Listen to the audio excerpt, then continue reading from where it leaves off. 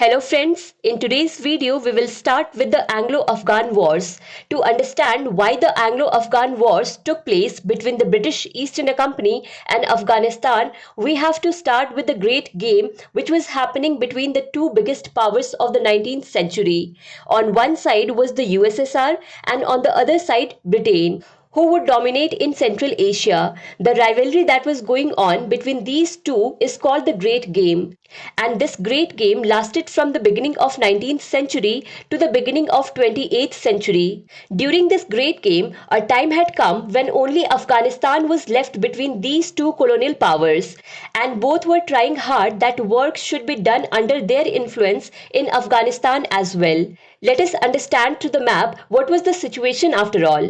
You can see the location of Afghanistan in this map, and you know that till 1830s India was almost completely under the control of the British East India Company. Although in the northwest region, Sindh and Punjab were still two regions which were not completely under the control of the British East India Company. You can also see Persia in this map.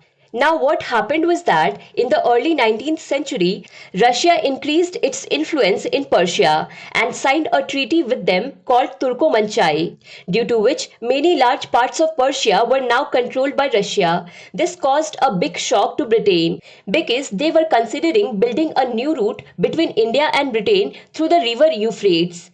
But now this plan of Britain had failed due to Russian influence in this area. Actually, you know that in 1488, after the discovery of Cape of Good Hope, a sea route was found from Europe to India. But the search for a better route was going on continuously. The result of this search was that in 1869, the route was discovered through Suez Canal.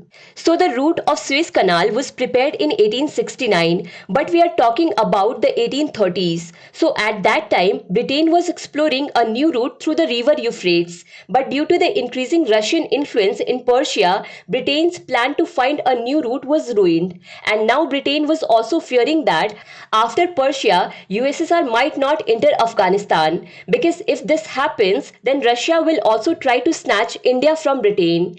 At that time, the Governor General of India, Lord Auckland, who had come to India in 1836, understood that in such a situation, it is necessary that whatever government is in Afghanistan should follow our instructions. At that time, Dost Muhammad was the Amir of Afghanistan. Auckland tried to make a friendly alliance with Dost Muhammad. Dost Muhammad also agreed to this. His own condition was very bad because Russia was standing on one side, his relations with Persia was also not good, and Maharaja Ranjit Singh of Punjab used to attack continuously and capture his territories. So in such a situation, Dost Muhammad was ready to join hands with the British East India Company, but on one condition, and the condition was that the British East India Company should get him back Peshawar, which was captured by Maharaja Ranjit Singh in 1834. But the problem was that in 1809, the British East India Company had signed the Treaty of Amritsar with Maharaja Ranjit Singh, according to which he could expand his empire north of the Satluj River as far as he wanted. And the British East India Company had said that if you do this, we will not interfere in it at all. So now in such a situation, how could the British East India Company ask Maharaja Ranjit Singh to return Peshawar?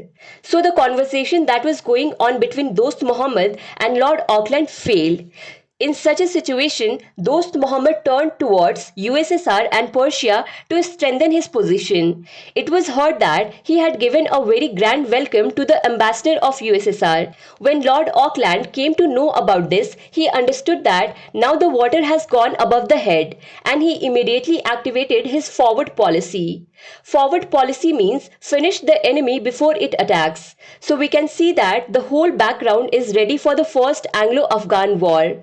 In the next video, we will discuss the Tripartite Treaty and the First Anglo-Afghan War.